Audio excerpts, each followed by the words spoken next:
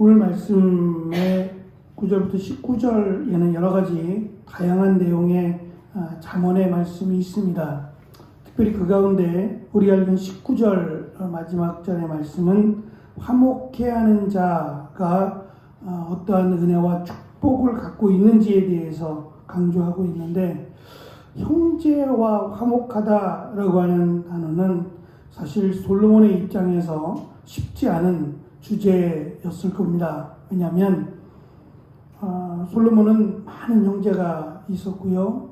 이 많은 형제가 한 어머니가 아닌 각기 다른 다양한 어머니로부터 비롯된 배다른 형제일 뿐만 아니라 서로들 간에 아버지의 왕위를 차지하기 위해서 피비린내가 나는 그런 형제들이었기 때문에 이 틈에서 솔로몬은 힘겨운 삶을 살아야만 했습니다. 어머니가 솔로몬에게 자신을 드러내지 말 것을 강조해왔고, 또 아버지가 끝끝내 자신의 후계자를 밝히지 않음으로 인해서 여러 가지 다양한 정말 말도 안 되는 이러한 일들을 겪어왔고, 또 솔로몬이 왕이 된 이후에 그 형제들이 솔로몬을 죽이고 왕위를 차지하기 위해서 수많은 암투가 벌어졌던 그 중심에 솔로몬이 있어 왔기 때문에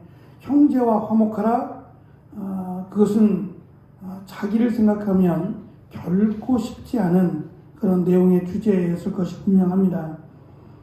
시작되는 9절의 말씀에서 게을리하는 자가 이를 망치는 자와 형제다라고 강조합니다. 19절은 노엽게 한 형제와 화목하는 것이 마치 견고한 성을 취하는 것보다 어렵다라고 강조하므로 9절 그리고 19절이 서로 물려 있음을 우리는 알 수 있습니다. 여기 일이라고 9절에서 일로 번역된 단어가 그냥 우리가 일상적으로 우리에게 맡겨진 일들을 강조하기보다는 대부분 성소에서 일이나 거룩한 물건과 관련된 일과 관련되어 등장하는 단어고, 계획하는 것과 같은 정신적인 활동으로부터 행동으로 보이는 전체 개념을 일컫는 단어라고 합니다. 그러니까 일상적으로 우리에게 각각 맡겨진 다양한 일들을 말하는 게 아니라, 첫째는 거룩한 일, 하나님의 일을 의미하고, 두 번째는 생각하는 것까지도 육체적인 노동이 아니라 생각하는 것까지도 일로 지금 포함시켜서 설명을 합니다. 내가 생각하는 것을 게을리하다? 말이 조금 안 되죠. 그러니까 하나님의 거룩한 일이라고 했을 때에 이 거룩한 일은 구별된 일뿐만 아니라 그 일과 관련된 모든 생각하고 행동하는 모든 것 자체를 일로 보는 겁니다. 그것을 게을리하다라고 하는 것은 이 단어가 느슨해지다, 무너지다, 가라앉다 라는 의미와 더불어 내 마음대로 하다라고 하는 의미가 있습니다. 다시 말하면 하나님의 일은 내가 아무리 지혜를 짜내고 또 내가 볼 때 이것이 더 지혜롭다라고 생각할지라도 내 마음대로 할 수 없다라는 거예요. 하나님의 일을 내 마음대로 하는 것은 마치 망치는 거와 멸망하는 거와 같다라고 하는 의미입니다. 그렇다면 19절에서 설명하는 노엽게 한다라고 하는 의미도 그 기준이 내가 들어가기 때문에 사실은 형제를 노엽게 할 수 있어요. 하나님 말씀대로 하나님 말씀이 기준이 되어서 형제들 간에 화목하는 일은 문제가 생기지 않습니다.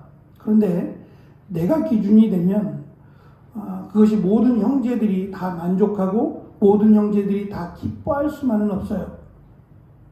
그러니까 그런 부분에서 형제와 화목하게 한다 또는 화목한다라고 할 때에 그 화목하게 하는 기준이 내 마음이 아니라 하나님의 말씀 또는 하나님의 기준이 되어야 함을 강조합니다.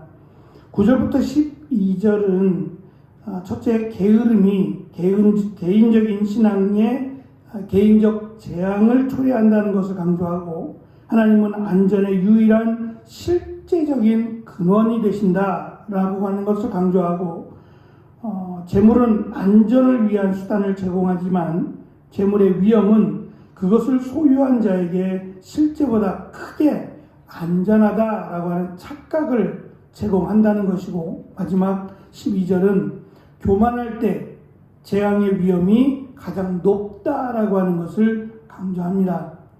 13절은 사연을 듣기 전에 대답하는 것이 교만한 것임을 강조하고, 14절은 선한 것이든 악한 것이든 우리의 마음가짐이 역경에 맞서는데 가장 중요하다라고 하는 것을 강조합니다. 그리고 마지막 15절부터 19절은 이를 지혜롭게 하는 방법을 소개하는데요. 9절에서 이를 게을리하는 것과 대조해서 내 마음대로 일할 것이 아니라 하나님의 말씀에 순종하여 일함으로 형제와 화목하게 할 것을 강조합니다. 특별히 16절에 보면 형제와 화목하게 하기 위한 몇 가지 노력이 등장하는데, 첫째는 선물을 주는 자가 되라는 겁니다. 형제들을 다스리고 형제들을 내 마음대로 할 것이 아니라 그 형제들에게 선물을 주는 자가 되라, 그 마음으로 형제를 대하라고 말합니다. 사실 선물을 주는 자를 싫어할 사람이 없어요.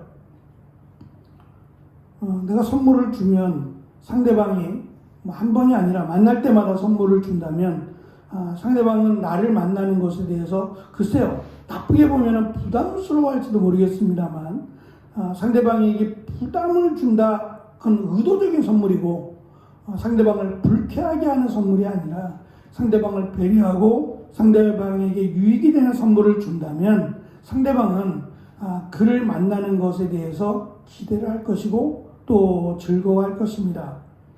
그러니까 이 선물 자체도 상대방을 불쾌하게 하거나 또 상대방을 무시하는 선물이 아니라 상대방을 기쁘게 하는, 또 상대방을 충분히 배려하는 그런 선물을 준다면 형제와 화목하는 일이 어렵지 않다는 겁니다. 두 번째, 지나치게 성급한 판단을 금하라는 겁니다. 다시 말하면 이것 자체가 내 마음대로, 내 생각대로, 내 기준으로 상대방과 화목하게 하려고 노력하지 말라는 겁니다. 세 번째, 분쟁을 해결하기 위해서 제비를 뽑으라고 하는 것은 최대한 객관성을 가져야 함을 의미합니다. 오죽하면 그냥 제비 뽑자. 우리가 흔히 어떤 것을 결정하지 못할 때 가위바위보로 결정하자는 얘기를 하죠. 근데 사실 이게 지성인들이 가위바위보에 내 생각을 맡긴다는 것만큼 어리석은 건 없어요. 오죽하면 그렇게 하겠냐고요. 오죽하면 가위바위보에다가 이 결정을 맡긴다? 이것은 너의 의견이나 내 의견이나 이거 결정이 안 된다는 거예요. 그러니까 차라리 가위바위보로 하자. 깔끔하게 그냥 가위바위보로 결정된 것으로 결정하자라고 하는 거죠. 그러니까 그만큼 객관성이 떨어진다는 거예요. 각자의 주관성을 가지고 그 주관성을 가지고 화목하게 하는 것은 쉽지 않다는 얘기죠. 그러니까 최대한 오죽하면 제비 뽑기를 지금 권할 만큼 객관성을 가지고 형제와 화목하게 하는 일은 나를 중심으로 생각하지 말고 상대방을 배려하고 상대방을 이해하는 그 선에서 화목해야 된다라고 하는 것으로 지금 강조합니다. 여기까지만 해도 참 쉽지 않다. 형제와 화목하게 하는 일이 쉬운 일이 아니다 라고 하는 것을 알 수 있습니다. 솔로몬이 살던 시대에 과연 배려한다, 화목한다 라고 하는 것이 쉬웠을까? 특별히 이 남존주의 사회거든요. 여성을 무시했던 사회 속에서 과연 형제의 범위가 정말 남자들만 해당이 된다면 너무 아쉽죠. 성경에도 거의 남자들의 이름만 기록이 되고 여자들은 마치 남자들을 위해서 존재하는 것처럼 여겨왔으니까 참 아쉽다라고 하는 생각을 갖습니다. 우리나라와 가까운 일본과 이 비슷한 점도 없지 않아 있지만 가장 크게 차이 나는 것 중에 하나가 이 남성과 여성에 대한 생각이라고 합니다. 남성과 여성에 대한, 그러니까 평등이라고 하는 것에 기준을 두고 봤을 때 남성과 여성에 대한 이 평등의 기준을 이렇게 따졌을 때 우리나라의 그 기준이 굉장히 높아요. 우리도 과거에는 안 그랬겠지만 최근에 조사한 바에 의하면 거의 우리나라는 세계 5위 안에 들어갈 만큼 남성과 여성에 대한 평등의 기준이 상당히 높답니다. 근데 일본은 어떨까요? 일본은 남성과 여성의 평등 기준으로 봤을 때 거의 꼴찌에 가깝답니다. 선진국이잖아요. 선진국임에도 불구하고 그들은 지금도 여전히 남성 위주적인 사회를 안고 있어요. 예를 하나 들자면 지하철에 아기를 태운 유모차를 끌고 한 어머니가 지하철을 탔어요. 그럼 이제 우리의 반응은 그 유모차에 탄 아기를 보고 아기가 너무 예쁘다 하고 심지어는 아이를 이렇게 만져보려고 하고 아이 몇 살이에요? 아이 참 예쁘네. 이 시선이 이제 아이에게 쫙 몰려 들어가서 아이가 울기라도 하면 서로 도와주려고 여기 사탕 하나 있는데 라고 등등의 관심을 보인다는 거죠. 근데 일본은 유모차를 타면 벌써 시선이 우리하고 달라요. 우리는 예쁘다 또는 친근한 반응을 보이는 반면 일본은 아이를 탄 유모차가 지하철 안으로 들어오면 벌써 따가운 시선이 온대요.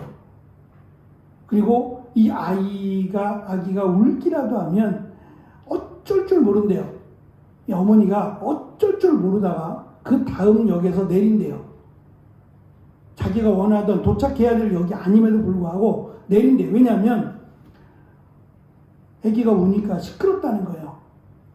시끄러우니까 좀 조용히 시킬 수 없냐? 왜 아기를 데리고 유모차로 지하철을 타느냐? 등등의 비난이 쏟아지네요. 저도 깜짝 놀랐어요. 그러니까 그 정도로 일본인들의 생각이 이 여성들에 대한 이 비하적인 생각이나 발언이 심지어는 TV에서조차 여성 어떤 그 연애 프로 같은 거 나올 때 우리는 좀 게스트들을 존중하잖아요. 존중하고 배려하는 그런 분위기가 강한데 일본은 깜짝 놀랄 만큼 예를 들면 여성 게스트의 뺨을 때리거나 수치를 주거나 이런 일들이 비일비재하게 방영이 된대요.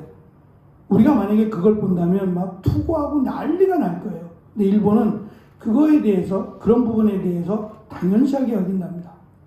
그래서 일본 여성들이 한국 이 남성들에 대해서 굉장히 선호도가 높답니다. 결혼까지는 모르겠지만 굉장히 부러워하고 한국 남성에 대한 이 부분이 굉장히 호감도가 높다라고 하는 내용을 들었어요. 그러니까 이게 한 나라만 건너가도 이 기준이 많이 다르구나라고 하는 것을 느낄 수 있거든요. 이스라엘이라고 하는 나라는 참 이게 한계가 있습니다. 시간도 그렇고 시대도 그렇고 한계가 분명히 있지만 일단 남성들을 놓고 볼 때도 솔로몬이 강조하는 이 화목하게 한다라고 하는 것이 쉽지 않은 이유가 신앙을 기준으로 하지 않기 때문이에요. 하나님의 말씀에서 놓고 보면 가인이 아벨을 죽였던 것도 마찬가지죠. 나보다 못한 동생이 하나님께 제물을 드렸는데 하나님이 동생의 것을 받으셨다? 그러면 나도 어떻게 하면 하나님이 받으실까를 생각하는 게 아니라 얘를 죽여버리면 나밖에 없으니까 내 것을 받지 않겠나? 라고 하는 지극히 이기적인 생각, 이것이 이스라엘 백성들의 생각이라면 하나님의 말씀이 기준이 되어서 미련하고 어리석고 나보다 훨씬 못하지만 그를 배려하고 그에게 선물을 준다? 정말 쉽지 않은, 그러나 이것이 지혜라고 한다면 해야죠.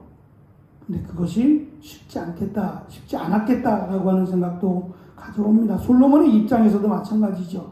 자기를 죽이려고 했던 형이나 동생들에게 선물을 준다?